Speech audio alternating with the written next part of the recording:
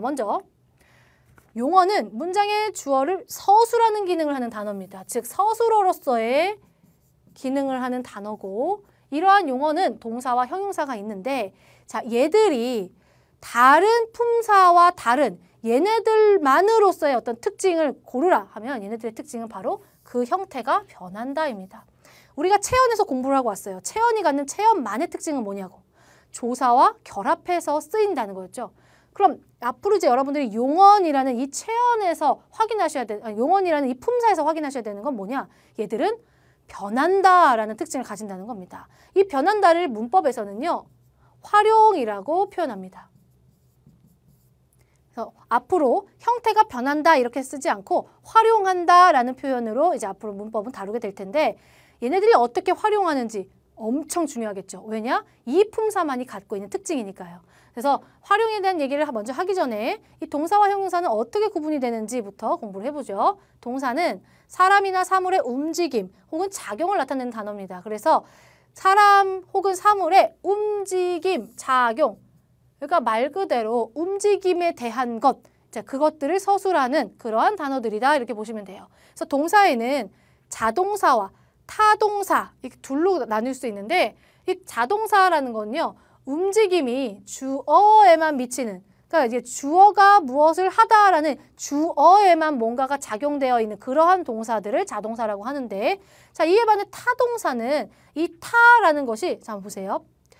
움직임의 대상이 되는 목적어 자, 이 움직임의 대상이 되는 어떤 목적어가 반드시 필요한 그러한 동사를 얘기합니다. 그러니까 주어에만 미치는 게 아니라요.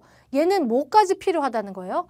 어떠한 대상, 움직임의 그 대상이 되는 목적어까지 그 목적어에까지 미치는 그러한 동사를 얘기해요. 그래서 타동사는 반드시 목적어라는 문장 성분을 동반해야만 의미를 완벽하게 실현할 수 있습니다. 그러한 것들을 타동사라고 하고 자 주로 어떤 애들이래요? 먹다, 부르다 이러한 동사래요. 그래서 나는 먹었다.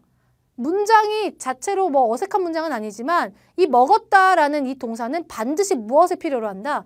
무엇을 먹었는지라는 무엇을이라는 대상까지 필요로 하는 동사라는 점에서 타동사다라는 거죠. 그래서 자동사와 타동사를 목적어의 어떤 필요 여부로 여러분들이 구분하시면 될 거고 자, 두 번째 형용사입니다. 형용사는 사람이나 사물의 성질이나 상태를 나타낸다. 그래서 성질과 상태를 나타내는 서술어다라고 보시면 돼요.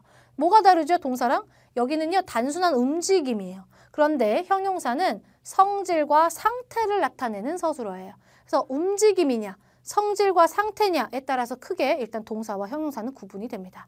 자, 이런 형용사에는 성상 형용사와 지시 형용사가 있는데 이 성상 형용사 말은 어렵지만 사실은 이 말을 그대로 갖다 놓은 거예요. 성질과 상태를 이르는 형용사. 그러니까 일반적인 형용사는 다 성상 형용사인 거예요. 성질과 형태를 나타내는 단어. 자, 그러면 성상 형용사가 아닌 형용사도 있나? 그게 바로 지시 형용사인데요. 자, 지시 형용사는요. 선생님 저 지시어 배운 적 있어요. 그렇죠? 우리가 대명사 할 때 지시 대명사라는 거 배웠잖아요. 이 지시라는 단어가 여기에 있는 지시랑 똑같아요. 지시는 뭔가를 이제 대신해서 쓴다라는 개념으로 생각하시면 되거든요. 지시 형용사는 뭘 대신해서 쓴 걸까요? 성상 형용사를 대신해서 쓴 겁니다.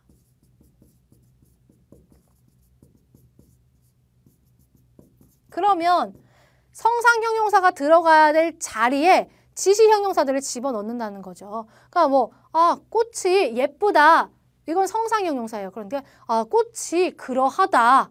그러니까 예쁘다라는 속성을 그러하다, 이러하다 이런 어떤 대체어, 이런 지시어로 대신 써놓은 거죠. 그래서 이제 성상 형용사를 대신해서 쓰는 지시 형용사의 개념이 있다라는 거. 이렇게 해서 형용사는 둘로 구분이 된다. 이런 거 정리하시면 됩니다. 자, 보조용언이라는 개념. 이제 이게 조금 낯설 거예요. 그동안 우리가 동사, 형용사를 구분하는 거 이런 거 아주 오랫동안 해왔기 때문에 이건 어렵지 않은데 자, 용언을 본용언과 보조용언으로 나누었을 때 이 본용언과 그리고 보조용언을 각각 정의해 놨습니다. 그러니까 어떤 용언들은 마치 용언이 두 개가 결합된 것 같은 그러한 형태를 가진 애들도 있다는 거예요. 뭐 예를 들면 이런 거죠. 먹다, 보다.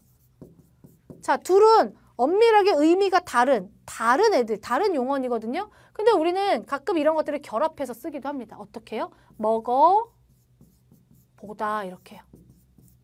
이렇게 잘 쪼개보면 두 개의 용언이 함께 쓰인 것 같은 그러한 단어들이 바로 얘네들이에요. 이게 보조 용언을 함께 쓰이는 이런 어떤 이제 용언들인데, 자, 이 용언들이 반드시 본 용언과 보조 용언으로만 쓰이냐 그런 건 아닙니다. 본 용언과 본 용언의 결합도 있고 본 용언과 보조 용언의 결합도 있는데, 보조 용언이란 어떤 애들이냐?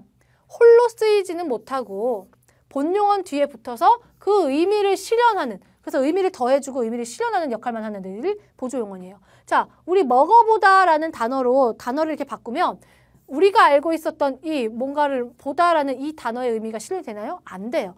원래의 보다의 의미는 아니고 먹어보다라는 건 한번 먹는 시도를 해본다라는 그러한 해보다의 의미가 된단 말이죠. 자, 그럼 먹어보다에서 이 보다는 사실상 없어도 먹는다는 의미는 실현이 돼요.